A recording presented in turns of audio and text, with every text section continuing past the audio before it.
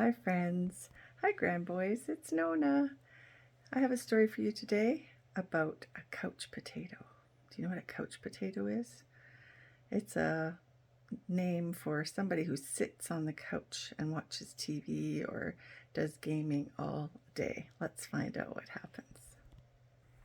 This is called the couch potato by Jory John and Pete Oswald.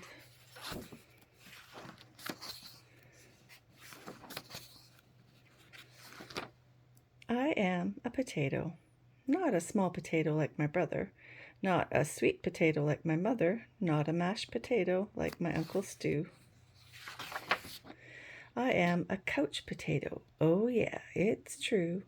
My favorite place to slouch is on the couch. I spend all my free time sitting in this exact spot. See, I have this and this and this and one of these and those and this and that and these. Oh, and this. Check it out. This button activates a gadget that fetches me snacks wherever I want. Bam! Impressed? And I don't have to move an inch. Much easier than going to the kitchen. If the most important thing in life is to be comfortable at all times, then I think I've got it figured out. But wait, there's more. I haven't revealed the absolute best part about my whole setup. It's everything you see in front of me. Have a look around. Take it all in. Pretty spectacular, right?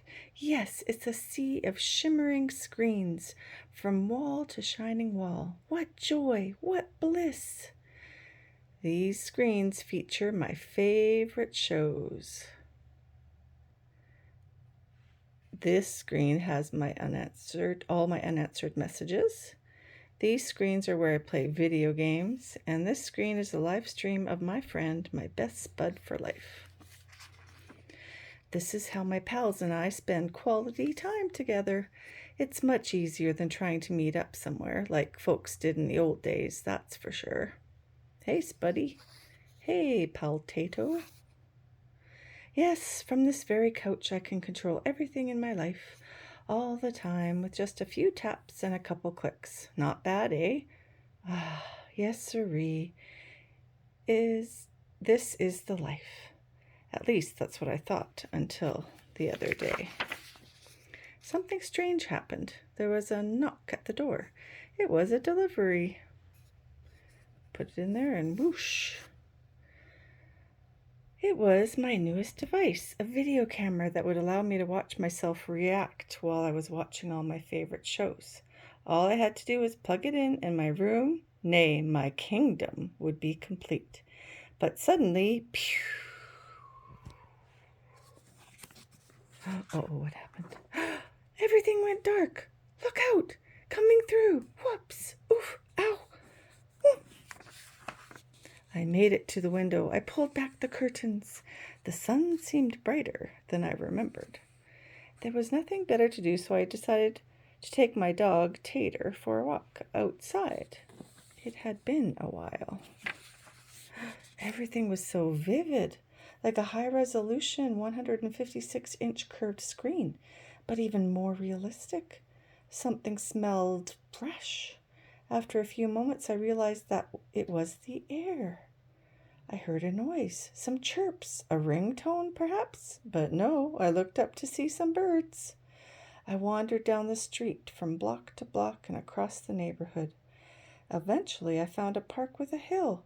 There was a massive tree on top. It looked like a desktop background, only it was real. I leaned against the tree. It wasn't as comfortable as my couch, not even close.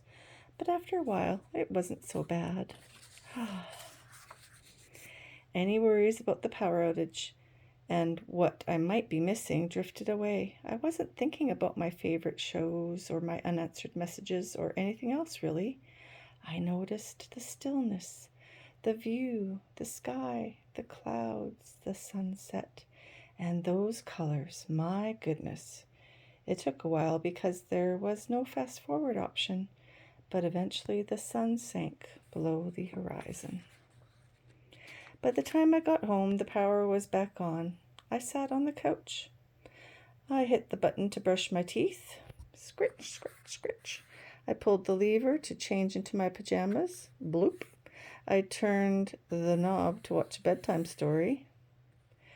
Then I noticed my reflection in one of the screens.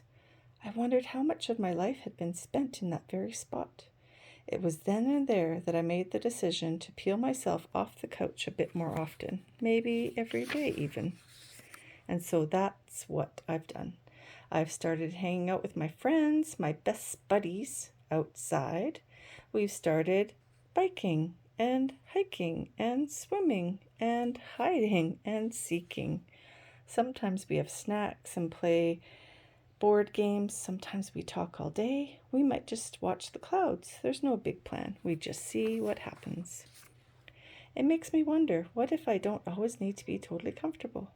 What if I'm happier when I have a better balance between my gadgets and the world outside?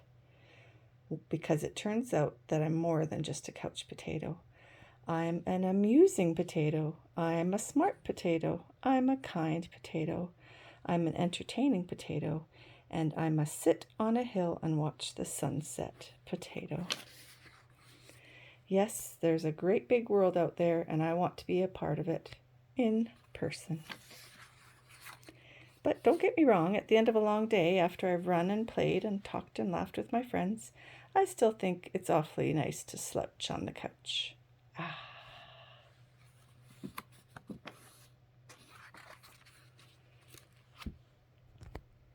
That's a great story to remind us that we can't spend all day in one spot. It's so important to get outside and exercise and enjoy our friends and the fresh air and sunshine. So now that you're finished this story, I hope you get to do that today or tomorrow. Make time for the outside. Thanks for joining me. Bye.